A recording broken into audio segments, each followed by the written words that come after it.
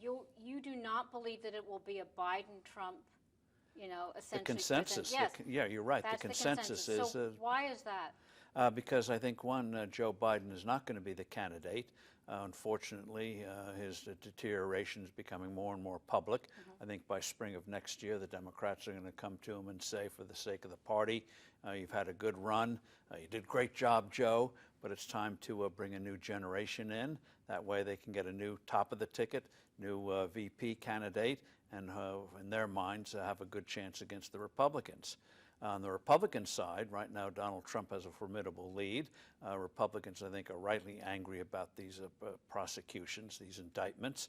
But it's a long time between now and Iowa and South Carolina and New Hampshire.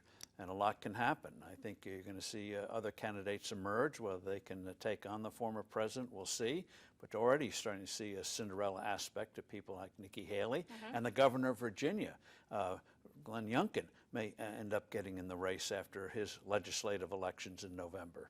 You think a Youngkin-Haley ticket would be possible? A Youngkin-Haley ticket would be, I think, in some people's eyes, or ideal. Or a Haley-Youngkin ticket. Or a Haley-Youngkin ticket. So people are wondering, how do you appeal to independents? How do you appeal to suburban voters who traditionally vote Republican but didn't in the midterm elections or in 2020? Now, you mentioned, and of course, the victimization, the perceived victimization of Donald Trump with each, indictment, his poll numbers go up.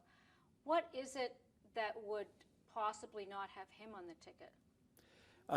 It could be as the contests get underway and people want to then really make a choice. It's one thing to tell a pollster, I think what's happening is outrageous, and cheer him when he comes to a rally or to a dinner or whatever. Quite another when you decide who is going to be the party's nominee.